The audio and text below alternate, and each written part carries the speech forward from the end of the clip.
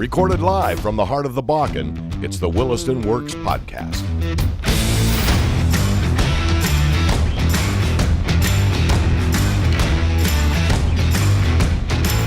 Welcome to the Williston Works Podcast, brought to you by the City of Williston, North Dakota. Williston Works brings you in-depth discussions with the entrepreneurs, small business owners, and investors who are getting it done in Western North Dakota. I'm your host, Shawn Wenko, the Executive Director of Williston Economic Development. And today's guest I have with me is Caitlin Pallai. She's a former Gonzaga summer intern. She's now a full-time employee at Williston State College. Caitlin, great to have you on the show. Yeah, thanks for having me here. You know, a little bit of discussion about the Gonzaga internship program, because this has been a really great program for us. And I think it initially was a grassroots effort that was started by Jim and Tom Powers. They're local Williston residents, and I think they were Gonzaga graduates in the 70s. Yes, both of them, yep. Okay, and this started about 2013, and we knew there was a need to bring workforce to the community of Williston. They reached out to Gonzaga University and worked to make the connection with local employers, and it's been nothing short of successful. I think that to date we've probably seen about 70 different interns look at working, or they have come here and they've worked in the Williston area, and I think there's at least 8 that have stayed here and with full-time positions as well. And the program itself was a winner of the Community Partnership Award with the Williston Economic Development Office this past year. So it's been a very successful program. We've been excited for it. So, but anyways, let's get to, Caitlin, let's talk about, with that internship program. So you're going to school, you see this program, and you see Williston, North Dakota. Yes. What's the thoughts going through your head? I first saw the program while I was at Gonzaga, but I didn't go with it at that time. It was only until after I graduated that I really took some serious time and considered it.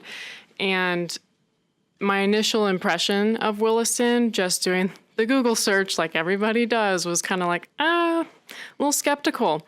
But I actually called up one of the past interns and asked her my own questions and tried to get her take on her Williston experience, actually having someone to talk to who had been there. And after speaking with her, I really felt like, you know what, let's give this a shot. And I took the Amtrak train out here, got off, got picked up by another ZAG, and I started my Williston journey. We get that a lot is just the challenges with Williston itself. You find it's a much different community when you get here and you get involved than what you see on the outside perception. And I think that was a case with a lot of Gonzaga University students that looked to intern here. A little bit of apprehension at first, even from some parents. I mean, I have fielded some calls from parents myself, and I'm saying, listen, your kids will be okay They'll out be here. fine.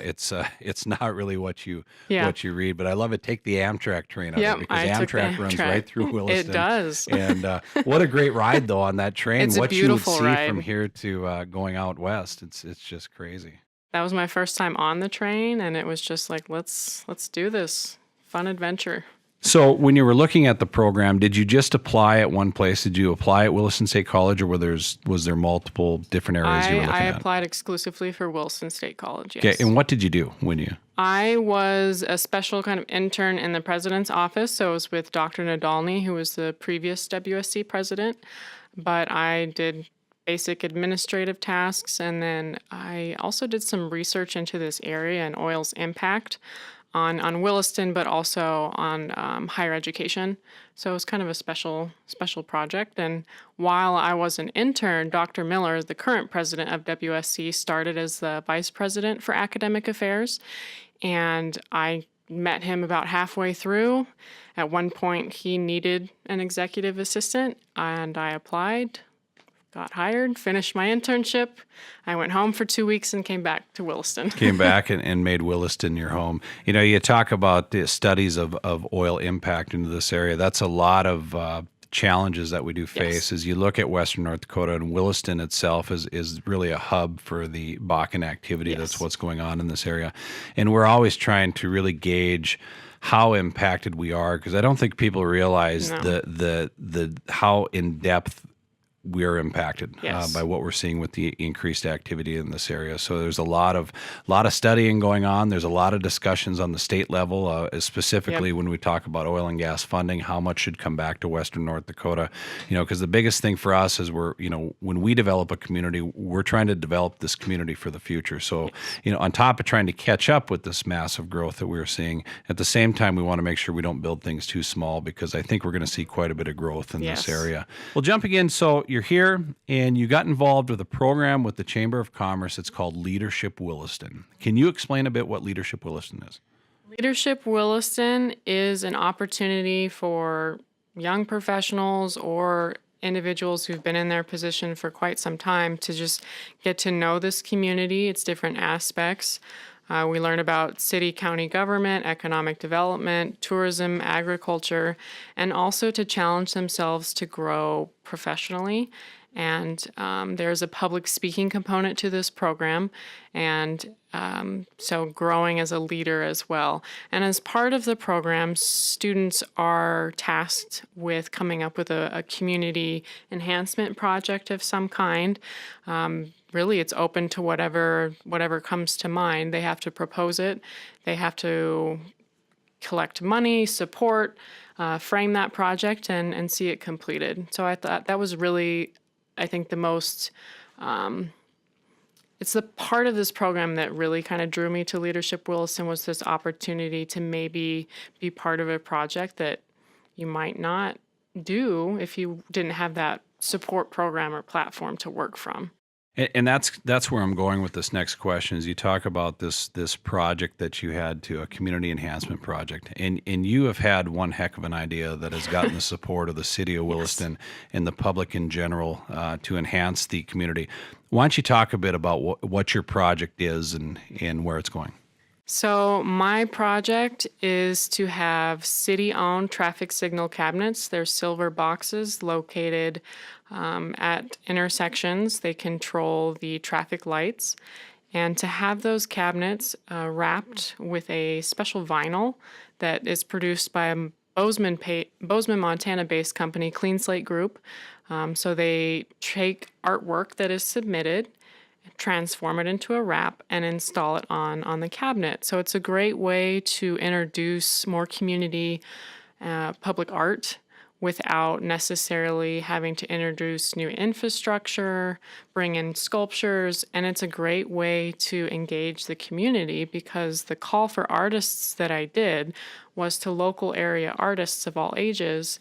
Anyone could submit their artwork, whether it was photography, paintings, drawings, and from there it was a community effort to select those pieces, and the pieces that were selected are, I think, a great representation of this region.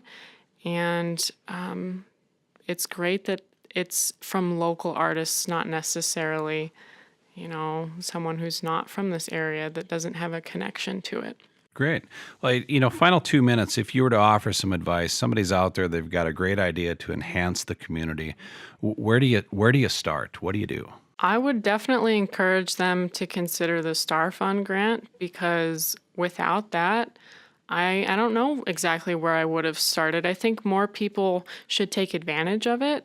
I know for me, I use the chamber as kind of an assist, because you need a tax ID number, but I feel like there are ways that you can take part in this grant.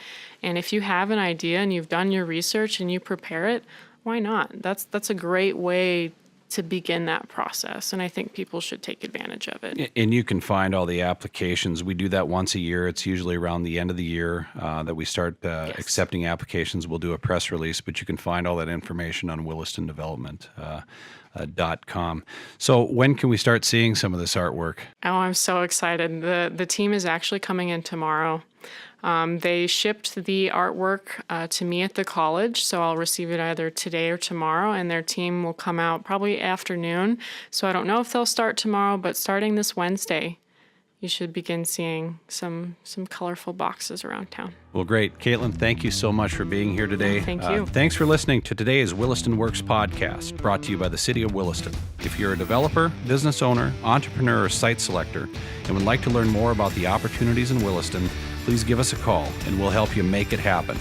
Like and subscribe for more podcasts and to learn more about Williston at willistondevelopment.com. I'm Shawn Wenko. We'll see you next time.